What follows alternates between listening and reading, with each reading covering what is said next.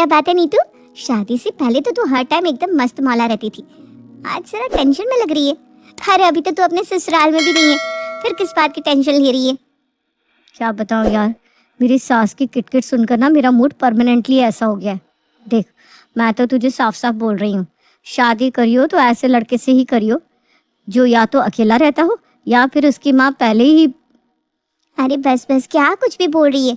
मेरी होने वाली सासू माँ को पहले ही बेटा, आज तुझे मेरी बात पर जितनी हंसी आ रही है ना, कल उतना ही रोना आएगा जब तेरी सास तुझे चैन से सांस भी नहीं लेने देगी। ये सारी सास ना एक जैसी ही होती है, बस चाहती है मेरी बहू मेरे इशारों पर नाचती रहे।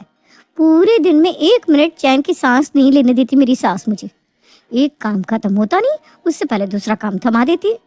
मेरा तो जीना हराम कर रखा है मेरी सास ने। मेरी सास की वजह से कितनी बार मेरी और विवेक जी की लड़ाई होती है। उनके घर पर आते ही उन्हें भड़काने के लिए बैठ जाती है। यार, तेरी बातें सुन सुनकर तो मुझे शादी करने से ही डर लग रहा है। कहीं मेरी सास भी तेरी सास जैसी निकली तो मेरा तो हो गया कल्याण। अरे इसमें तो कोई चांस ही नहीं है कि तेरी सास मेरी सास जैसी निकलेगी या नहीं निकलेगी। सारी सास एक जैसी होती है। सास लोगों की कौम ही ऐसी है जिनका एक ही काम होता है, और वो है अपनी बहू को परेशान करना और बहू बेटे के बीच लड़ाई लगवाना। नीतू की बातों से राशि के मन में सास का ऐसा डर बैठ जाता है कि अब वो अपने लिए बिना सास का दूल्हा ढूंढना शुरू कर देती है। शादी के लिए तो बस अब राशि की एक ही इच्छा थी, लड़का रहता हो तो अकेला, मुझे नहीं पालना किसी सास वास का झमेला। ऐसे ही समय बीतता है और राशि के लिए एक लड़की का रिश्ता आता है। माँ, मैंने बोला ना मुझे नहीं करनी अभी कोई शादी वादी, क्यों हाथ धोकर मेरे पीछे पड़ गई हो?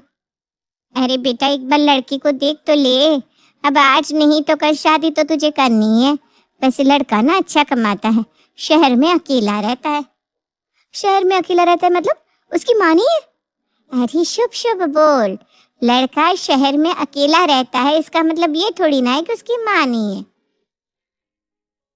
माँ है लेकिन गांव में रहती है।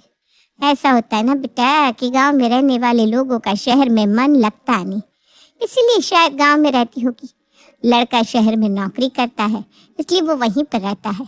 लड़का अच्छा कमाता है, रिश्ता अच्छा है, एक बार सोच ले। अरे वाह वाह वाह, लड़का शहर में अकेला रहता है, मेरे लिए इससे अच्छा तो कुछ और हो ही नहीं सकता। मुझे तो जो चाहिए था मुझे मिल गया। जल्दी से शादी के लिए हाँ बोल देती हूँ, ये रिश्ता हाथ से नहीं निकलना चाहिए। अरे अब तुम मन ही मन क्या सोचने लगी?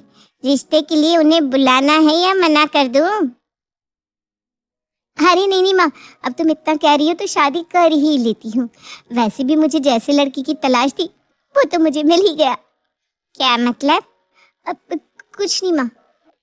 अब राशि अपने लिए जैसा लड़का चाहती थी वो तो उसे मिल ही गया, इसलिए उसने देर ना करते हुए झट मंगनी और पट ब्याह कर लिया। कुछ दिन तो राशि ने शहर में अपने पति के साथ चैन की जिंदगी जी, लेकिन तभी एक दिन उसके पति राहुल ने किया अपनी माँ को टेलीफोन। हेलो माँ, अब तुम्हें और दिन गांव में रहने की जरूरत नहीं है। तुम्हारे बेटे का प्रमोशन हो गया है, नए घर में शिफ्ट हो गया हूँ अब मैं। तुम्हारी टिकट भी करवा दी है, बस अब तुम जल्दी से ट्रेन पकड़कर यहाँ आ जाओ। मैं कब से इस दिन का इंतजार कर रहा था। तुम यहाँ आओगी तो राशि भी बहुत खुश हो जाएगी। फोन पर राहुल की ये बातें सुनकर राशि का तो दिमाग ही घूम जाता है। राशि, परसों मम्मी हमारे पास रहने आ जाएगी, तुम उनका रूम अच्छे से रेडी कर देना।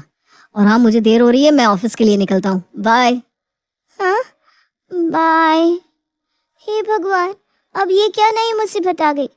मुझे तो लगा था शहर में अकेले रहूंगी, सास कभी आसपास भी नहीं फटकेगी, लेकिन यहाँ तो उल्टा ही हो गया। मुझे पता होता कि राहुल जी बाद में अपनी माँ को शहर बुलाने वाले हैं तो मैं तो पहले ही शादी के लिए मना करती थी। हे भगवान, अच्छी भली सुकून से जिंदगी चल रही थी, अब सास आएगी और मेरा जीना हराम कर देगी।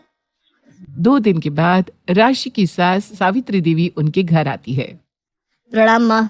जीता रहे मेरा बेटा, जीता रहे। अरे तुम इस तरह भूत बनकर क्यों खड़ी हो, जैसे तुम्हें कोई शौक लग गया हो? मम्मी आई है, कम से कम उन्हें प्रणाम तो कर लो। हाँ हाँ, प्रणाम मम्मी जी, प्रणाम। प्रणाम बेटा, जीती रहे, सदा सुहागन रहे। राशि, अब तुम जल्दी से नाश्ता बना दो, माँ भी पूरी रात ट्रैवल करके आई है, मुझे भी ऑफिस जाना है और थोड़ा जल्दी करना। हाँ, नाश्ता तो मैंने बना दिया है राहुल जी, आज आपके लिए एवोकाडो टोस्ट बनाया है, माँ जी के लिए भी बना देती हूँ। एवोकाडो क्या होता है बहू? माँ जी वो एक फ्रूट है। पता नहीं बहू ये कौन सा फल है, मैंने तो कभी इसका नाम भी नहीं सुना। पता नहीं कैसा लगेगा। मैं एक काम करती हूँ, सबके लिए नाश्ता आज मैं बनाती हूँ। गांव से शुद्ध घी लेकर आई हूँ, अभी सबके लिए गर्मा गर्म आलू के पराठे बनाती हूँ। हाँ माँ, तुम्हारे हाथ के पराठे खाने के लिए तो मैं ऑफिस भी लेट चला जाऊंगा। इतना टाइम हो गया है आलू के पराठे खाए हुए, जल्दी से बनाओ ना माँ। और जो मैंने आपके लिए नाश्ता बनाया है उसे तुम खा लेना यार, लेकिन मैं तो आज माँ के हाथ के आलू के पराठे ही खाऊंगा। सच्ची कह रही थी नीतू, सारी सास एक जैसी होती है। घर में आए हुए अभी एक दिन भी नहीं हुआ और रसोई में अपना कब्जा कर लिया। जिस पति को इतने दिन से अच्छे अच्छे खाने बनाकर खिला रही थी, उसी पति ने अपनी माँ के आते ही मेरे हाथ का नाश्ता करने से भी मना कर दिया। ये ले बेटा, गर्मा गर्म आलू का पराठा, वो भी मक्खन मार के, खा खा मजा आ जाएगा। वाह क्या खुशबू है माँ। बहू तू भी बैठ जा, मैं तेरे लिए गर्मा गर्म आलू का पराठा लेकर आती हूँ। नहीं नहीं नहीं नहीं, मुझे नहीं खाना, आप खा लो, मैं इतना ऑयली फूड नहीं खाती। अरे कुछ नहीं होगा यार, एक पराठे में क्या होता है, एक पराठा खाकर तुम मोटी नहीं हो जाओगी। नहीं मेरा मन नहीं है। कोई बात नहीं बेटा, अगर बहू का मन नहीं है तो जबरदस्ती मत कर, जब उसका कभी मन करेगा तो मैं उसके लिए बना दूंगी। देखो तो कैसे प्यार दिखा रही है मेरे लिए, जैसे मुझे पता ही नहीं है कि ये सब बस अपने बेटे के सामने ड्रामा कर रही है। ऐसे ही समय बीतता है। कुछ दिन बाद सुनो राशि, आज शाम को मेरे कुछ कलीग्स डिनर पर आने वाले हैं, तुम उनके लिए कुछ अच्छा सा खाना बना लेना। जब से शादी हुई है तब से कह रहे हैं भाभी के हाथ का खाना खाना है। हाँ हाँ बिल्कुल राहुल जी, मैं शाम को सबके लिए अच्छा सा खाना तैयार कर दूंगी। सबके लिए डिनर बनाने के लिए राशि दोपहर को ही खाना बनाने की तैयारियां शुरू कर देती है।